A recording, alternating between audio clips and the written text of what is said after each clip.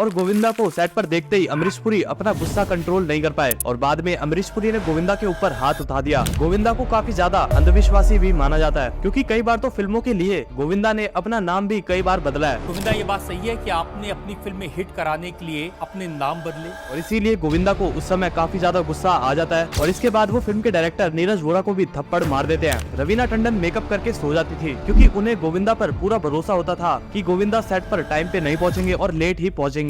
और इस फिल्म के बाद तो मानो कि गोविंदा का करियर पूरे तरीके से खत्म हो गया, कि कई बार तो गोविंदा बड़ी बड़ी फेंकते हैं, क्योंकि उनका तो ऐसा कहना है कि हॉलीवुड की पॉपुलर फिल्म अवतार के लिए उन्हें ऑफर दिया गया था और तो और फिल्में ना मिलने के बावजूद भी हर साल गोविंदा लगभग 15 से 20 करोड़ रुपए कमा लेते हैं। और 2004 के जनरल इलेक्शंस में गोविंदा कांग्रेस के टिकट पर नॉर्थ मुंबई से चुनाव लड़ते हैं। और सबसे शॉकिंग बात ये रहती है, गोविंद अरुण आहूजा यानी कि गोविंदा एक समय ऐसा था जब ये बॉलीवुड की टॉप एक्टर्स की लिस्ट में शामिल थे और 90s के समय में जिस एक्टर का नाम डांस और कॉमेडी के मामले में सबसे पहले आता था वो और कोई नहीं बल्कि गोविंदा थे। लेकिन हाल ही में कुछ सालों में गोविंदा के साथ ऐसा क्या हुआ कि वो हीरो नंबर 1 से जीरो नंबर 1 बन गए, क्योंकि एक समय ऐसा भी था जब गोविंदा ने 70 फिल्में एक साथ साइन की हुई थी।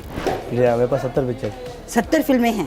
70 फिल्म्स थी बीच में। लेकिन आज के समय में उन्हीं के पास बॉलीवुड में एक भी फिल्म नहीं है, जबकि उनके दौर के एक्टर आज भी काफी बड़ी बड़ी हिट फिल्में दे रहे हैं। तो भला वो कौन से रीजन हो सकते हैं जिसकी वजह से कोई भी डायरेक्टर या प्रोड्यूसर आज के समय में गोविंदा के साथ काम नहीं करना चाहता। दोस्तों, गोविंदा का जन्म 21 दिसंबर 1963 के दिन हुआ था। उनके पिता अरुण कुमार आहूजा एक एक्टर थे और उनकी माँ निर्मला देवी एक क्लासिक सिंगर थी। गोविंदा के फादर पाकिस्तान के पंजाब के रहने वाले थे और उनकी माँ बनारस से थी। गोविंदा के फादर एक्टर बनने के लिए 1930s के समय मुंबई आए थे और 15 सालों में लगभग उन्होंने 30 फिल्मों में हीरो का रोल प्ले किया था। लेकिन इसके बाद वो एक फिल्म को प्रोड्यूस करते हैं जिसकी वजह से उन्हें काफी ज्यादा बड़ा नुकसान झेलना पड़ता है और इसीलिए उनकी कंडीशन इतनी ज्यादा बुरी हो जाती है कि जहां वो पहले मुंबई सेंट्रल रोड के एक बंगलों में रहा करते थे, उस बंगले को बेचकर उन्हें विरार की एक चौल में शिफ्ट होना पड़ता है और विरार की उसी चौल में गोविंदा का जन्म हुआ था। उनके टोटल 6 बच्चे थे, जिनमें सबसे छोटे थे गोविंदा, और इसीलिए गोविंदा का नाम चीची रखा गया था, जिसका पंजाबी में मतलब होता है हाथ की सबसे छोटी उंगली। छोटा परिवार में होने के नाते मैं हर किराना माल की दुकान के बाहर जाके खड़ा रहता था और क्योंकि हम उधार का पैसा नहीं दे पाते थे तो मुझे बहुत देर तक खड़ा रखा जाता था। तो मैं 3 घंटा 4 घंटा 5 घंटा बाहर खड़े हैं। अरे सेठ जी। बीकॉम करने के बाद गोविंदा ने ये डिसाइड किया था कि वो एक जॉब करेंगे, लेकिन गोविंदा के पिता ने उन्हें ये एडवाइस दी कि उन्हें बॉलीवुड में अपनी किस्मत आजमानी चाहिए। और इसके बाद जब गोविंदा ने मिथुन दादा की फिल्म डिस्को डांसर देखी तो इसके बाद गोविंदा ने भी फिल्मों में एक्टिंग करने का मन बना लिया और इसके बाद गोविंदा के पास महाभारत सीरियल के एक काफी पॉपुलर रोल अभिमन्यु के लिए ऑफर आता है। लेकिन उस वक्त गोविंदा इस ऑफर को रिजेक्ट कर देते हैं, क्योंकि उस वक्त उन्हें ऐसा लग रहा था कि जल्द ही उन्हें कोई बॉलीवुड फिल्म मिल जाएगी। और हुआ भी कुछ ऐसा ही, क्योंकि गोविंदा ने अपना डेब्यू इल्जाम नाम की मूवी से किया था, जो कि 1986 में रिलीज हुई थी और वो मूवी पर्दे पर हिट हुई थी। और उस फिल्म में गोविंदा ने शत्रुघ्न सिन्हा और शशि कपूर जैसे बड़े एक्टर्स के साथ स्क्रीन शेयर करी थी और उस फिल्म में वो एक सपोर्टिंग एक्टर थे। और इसी साल में गोविंदा को उनकी पहली फिल्म भी मिल गई जिसमें वो लीड एक्टर थे और फिल्म का नाम था तनबदन। और इसी साल गोविंदा की एक और फिल्म रिलीज हुई थी जिसका नाम था लव 86 और ये फिल्म लोगों को इतनी ज्यादा पसंद आई थी कि इस फिल्म ने रातों रात गोविंदा को एक स्टार बना दिया। इसके बाद साल 1987 से लेकर साल 1989 के बीच में गोविंदा को कई सारी फैमिली ड्रामा मूवीज में देखा गया। और हैरानी वाली बात तो ये है कि अपने डेब्यू के बाद ही इतने कम समय में गोविंदा ने लोगों के बीच इतनी ज्यादा पॉपुलैरिटी हासिल कर ली थी कि बॉलीवुड में उनकी डिमांड काफी ज्यादा बढ़ गई थी। और इसीलिए बॉलीवुड में डेब्यू के कुछ समय बाद ही उनके पास एक ही समय में 70 से भी ज्यादा साइन की हुई फिल्में मौजूद थी। मेरे पास 70 फिल्में हैं। 70 फिल्म्स थी बीच में। लेकिन इतनी सारी फिल्मों को टाइम से कंप्लीट कर पाना ये काफी ज्यादा मुश्किल था और इसीलिए गोविंदा को कई सारी फिल्में छोड़नी भी पड़ गई। इसके बाद साल 1989 में डेविड धवन गोविंदा का हाथ थामते हैं और फिर ताकतवर इन दोनों की हमें पहली फिल्म देखने को मिलती है। इसके बाद आता है साल 1992 से लेकर साल 2001 तक का समय और इस डेकेड में गोविंदा का करियर एकदम पीक पे था और उनका स्टारडम भी एकदम पीक पे था। इस समय कादर खान, जॉनी लीवर और शक्ति कपूर जैसे एक्टर्स के साथ गोविंदा ने कई सारी फिल्मों में काम किया था। और तो और कादर खान और गोविंदा की जोड़ी लोगों को इतनी ज्यादा पसंद आई थी कि कादर खान और गोविंदा दोनों ने एक साथ 45 से भी ज्यादा फिल्मों में काम किया था। और इस दौरान गोविंदा की जो फिल्में ब्लॉकबस्टर साबित हुई थी वो फिल्में थी शोला और शबनम, खुद्दार, दुलारा, राजा बाबू। जैसी कई सारी बैक टू बैक ब्लॉकबस्टर फिल्मों की लाइन गोविंदा ने लगा दी थी। लेकिन इसके बाद तो मानो गोविंदा की किस्मत पर बैड लक छा गया हो, क्योंकि जिस तरीके से पहले Govinda back to back blockbuster फिल्में दे रहे थे, अब उसी सेम एक्टर की film back to back flop होने लगी। क्योंकि इसी बीच अखियों से गोली मारे, क्योंकि मैं झूठ नहीं बोलता, 1 और 1 11 जैसी फिल्में रिलीज हुई। हालांकि इन फिल्मों की कहानी लोगों को पसंद जरूर आई, और तो और इन फिल्मों की वजह से गोविंदा को बेस्ट कॉमेडियन का फिल्म फेयर अवार्ड भी मिला था। लेकिन फिर भी ये फिल्में बॉक्स ऑफिस पर नहीं चल पाई, और इसके बाद गोविंदा ने एक ऐसा फैसला लिया जिसने उनके करियर पर काफी बुरा इम्पैक्ट डाल दिया। क्योंकि उस समय गोविंदा फिल्मों से ब्रेक ले लेते हैं और पॉलिटिक्स को ज्वाइन कर लेते हैं, और 2004 के जनरल इलेक्शंस में गोविंदा कांग्रेस के टिकट पर नॉर्थ मुंबई से चुनाव लड़ते हैं। और सबसे शॉकिंग बात ये रहती है कि वो नॉर्थ मुंबई के 5 टाइम MP रह चुके राम नायक को 50,000 वोट से हरा देते हैं। अब इलेक्शन जीतने की वजह से साल 2003 से लेकर साल 2005 के बीच गोविंदा फिल्मी पर्दे से लगभग गायब हो चुके थे, क्योंकि इस बीच उनकी कोई भी फिल्म बड़े पर्दे पर नहीं देखी गई। हालांकि साल 2005 में उन्होंने 2 फिल्में करी थी, एक तो थी खुल्लम खुल्ला प्यार करें और दूसरी थी एसुक, और इन दोनों फिल्मों को गोविंदा ने प्रोड्यूस किया था, और इन दोनों फिल्मों का डायरेक्शन भी गोविंदा के भाई ने किया था। लेकिन ये फिल्में बॉक्स ऑफिस पर काफी बुरे तरीके से फेल हो गई थी, और इसीलिए साल 2002 से लेकर साल 2005 के बीच का ये समय गोविंदा के लिए इतना ज्यादा खराब था कि उनकी कोई भी फिल्म हिट नहीं हुई थी। और इसके बाद गोविंदा ने कमबैक करने की भी कोशिश करी थी। साल 2006 में गोविंदा ने भागम भाग मूवी के साथ कमबैक करने की कोशिश करी, और उस मूवी में वो अक्षय कुमार और लारा दत्त के साथ दिखाई दिए थे, और यही वो फिल्म थी जिसमें अक्षय कुमार और गोविंदा दोनों एक साथ दिखाई दिए थे, और इस फिल्म ने गोविंदा की नैया को डूबने से बचाया था। और इसके बाद साल 2007 में डेविड धवन के डायरेक्शन में बनी फिल्म पार्टनर में गोविंदा दिखाई देते हैं। लेकिन उस फिल्म में गोविंदा नहीं बल्कि सलमान खान लीडिंग एक्टर थे, और अपने ओपनिंग वीक में इस फिल्म ने 30 करोड़ रुपए से ज्यादा का ग्रोस कलेक्शन कर लिया था, और बेस्ट सपोर्टिंग एक्टर का जी सिने अवार्ड भी गोविंदा को मिला था। The award goes to my partner. Govinda आला रे आला, कहाँ है तू यार?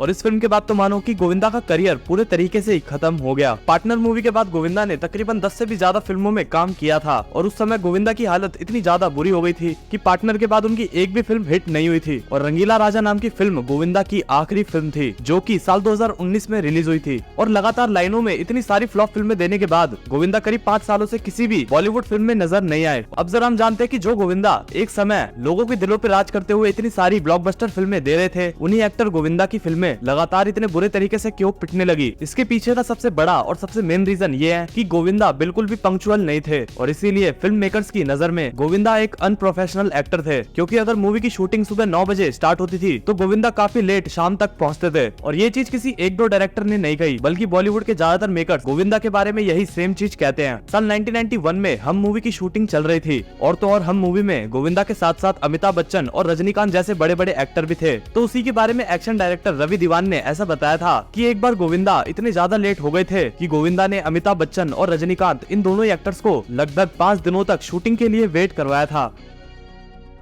जी, लेट हमेशा होते थे, वो तो जग जाहिर है। तो वो 5 दिन तक नहीं हो पाया वो रवीना टंडन ने भी गोविंदा के बारे में सेम चीज बोली थी, जिसमें रवीना टंडन ने ऐसा कहा था कि अगर मूवी की शूटिंग 9 बजे होती थी तो वो सही समय पर सेट पे पहुंच जाती थी, और सेट पे पहुंचने के बाद रवीना टंडन मेकअप करके सो जाती थी, क्योंकि उन्हें गोविंदा पर पूरा भरोसा होता था कि गोविंदा सेट पर टाइम पे नहीं पहुंचेंगे और लेट ही पहुंचेंगे। और इसके बाद जब शाम को गोविंदा सेट पर पहुंचते थे, उसके बाद रवीना टंडन उठकर शूटिंग के लिए जाती थी। दोस्तों, गोविंदा की इसी बुरी आदत के चलते एक बार उन्हें सेट के बीचों बीच थप्पड़ तक मारा गया था, और ये थप्पड़ मारा था बॉलीवुड के बेस्ट विलन कहे जाने वाले लेजेंड अमरीश पुरी ने। दरअसल अमरीश पुरी भी अक्सर शूटिंग के समय सेट पर टाइम पर पहुंचते थे, लेकिन एक बार गोविंदा की वजह से अमरीश पुरी को सेट पर काफी लंबा इंतजार करना पड़ गया, और इसीलिए इंतजार करते करते उस समय अमरीश पुरी को काफी ज्यादा गुस्सा आ गया था। गोविंदा को शूटिंग के लिए सुबह 9 बजे सेट पर पहुंचना था, लेकिन गोविंदा शाम के 6 बजे सेट पर आए थे, और गोविंदा को सेट पर देखते ही अमरीश पुरी अपना गुस्सा कंट्रोल नहीं कर पाए, और बाद में अमरीश पुरी ने गोविंदा के ऊपर हाथ उठा दिया, और तो और गोविंदा को गंदी नाली का कीड़ा तक कह दिया था। ये सब गंदी नाली के कीड़े हैं।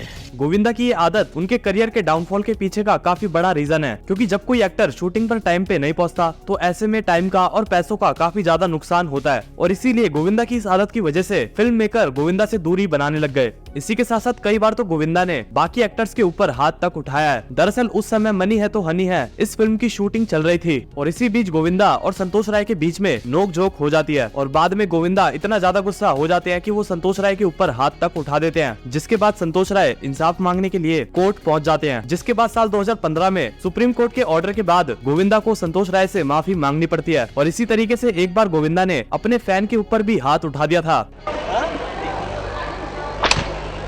और इसके बाद वो फैन भी गोविंदा के खिलाफ कोर्ट में पहुंच गया, जिसके बाद गोविंदा को अपने उस फैन से माफी भी मांगनी पड़ी और उस फैन को 5 लाख रुपए का कंपनसेशन भी देना पड़ा। और अब जरा बात करते हैं उस इंसिडेंट की जिसकी वजह से कई सारे बॉलीवुड के डायरेक्टर्स ने गोविंदा से दूरी बना ली। दरअसल रन बोला रन नाम की मूवी की शूटिंग के समय आर्यन वेद को गोविंदा को एक सीन में थप्पड़ मारना था, लेकिन आर्यन वेद का वो थप्पड़ गोविंदा को ज्यादा जोर से लग जाता है और इसीलिए गोविंदा को उस समय काफी ज्यादा गुस्सा आ जाता है और इसीलिए वो आर्यन वेद को जमीन पर पटक देते हैं। और इसके बाद वो फिल्म के डायरेक्टर नीरज वोरा को भी थप्पड़ मार देते हैं, क्योंकि उस समय गोविंदा का ऐसा मानना था कि नीरज वोरा ने ये सीन गोविंदा को इंसल्ट करने के लिए ही रखा था। और इसीलिए फिल्म के डायरेक्टर नीरज वोरा को थप्पड़ मारने की वजह से बॉलीवुड के कई सारे डायरेक्टरों ने गोविंदा को अपनी फिल्मों में लेना लगभग बंद ही कर दिया और उन्हीं डायरेक्टरों में डेविड धवन का नाम भी शामिल है। तो डेविड का फोन जिस वक्त कह रहे थे उनका फोन ऑन था कि चिच्ची बहुत सवाल पूछने लग गया है और इतने सवाल पूछने लग गया है कि मेरा नहीं दिल है कि मैं उसके साथ काम करूं। उसे कहो जो छोटा मोटा रोल कहीं मिल जाए तो कर ले। इसी के साथ साथ कई सारी ऐसी ब्लॉकबस्टर फिल्में भी है जिन्हें एक समय पर गोविंदा ने रिजेक्ट कर दिया था, जैसे कि ताल मूवी को उन्होंने ये कहकर रिजेक्ट किया था कि वो उस फिल्म में सपोर्टिंग एक्टर नहीं बनना चाहते। इसी तरह उन्होंने देवदास मूवी को भी रिजेक्ट कर दिया था और तो और गदर जैसी ऑल टाइम ब्लॉकबस्टर मूवी को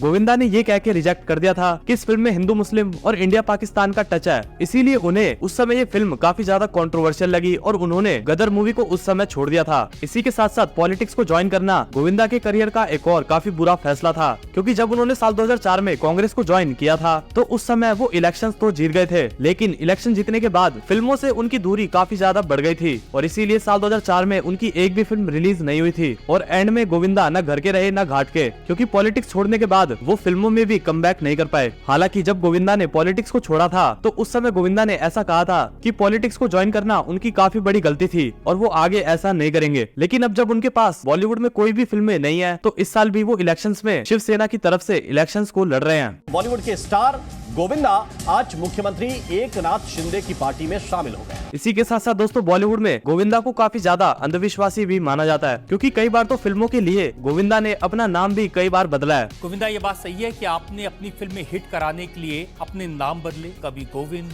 कभी गोविंद राज, कभी गोविंद अरुण, बहुत सारे। जी ये सच है। और गोविंदा ने ऐसा सिर्फ इसीलिए किया है ताकि सही मुहूर्त में सही नाम रखने से उनकी वो फिल्म हिट हो सके। और तो और बॉलीवुड के कई सारे लोगों का ऐसा भी कहना है कि गोविंदा अक्सर शर्ट भी उसी कलर की पहनते थे जो एस्ट्रोलॉजी के अकॉर्डिंग उनके लिए लकी हो, और इसीलिए कई बार गोविंदा का इस चीज को लेकर फिल्म मेकर से झगड़ा भी हो रखा है, क्योंकि गोविंदा अक्सर ऐसी जिद करते थे कि मेरे लिए ये कलर की शर्ट आज लकी है तो मैं इसी शर्ट को पहनकर शूटिंग करूंगा। और इसीलिए इन सब चीजों की वजह से बॉलीवुड में गोविंदा को काफी ज्यादा अंधविश्वासी भी माना जाता है। इसी के साथ साथ गोविंदा की एक और चीज लोगों को बिल्कुल भी पसंद नहीं है कि कई बार तो गोविंदा बड़ी बड़ी फेंकते हैं, क्योंकि उनका तो ऐसा कहना है कि हॉलीवुड की पॉपुलर फिल्म अवतार के लिए उन्हें ऑफर दिया गया था, लेकिन उन्होंने उस ऑफर को सिर्फ इसीलिए रिजेक्ट किया था क्योंकि उनका कहना था कि वो बॉडी के ऊपर ब्लू पेंट नहीं कराना चाहते। अवतार चाह रहे हो और इस टाइप का अवतार चाह रहे हो कि वो अपंग है, और मैं जिस टाइप का आदमी हूँ ये 410 दिन तुम चाह रहे हो कि मैं आयुर्वेद। हालांकि इसके पीछे की सच्चाई तो ये थी कि अवतार मूवी में कैरेक्टर्स की बॉडी के ऊपर पेंट किया ही नहीं गया, बल्कि उन्हें सीजीआई की मदद से ब्लू दिखाया गया और इसीलिए गोविंदा की ऐसी बातों को लेकर उन्हें काफी ज्यादा ट्रोल होना पड़ा था। और तो और हाल ही में उन्होंने एक मीडिया रिपोर्टर को ऐसा कहा था कि उन्होंने एक 100 करोड़ रुपए की फिल्म छोड़ दी है।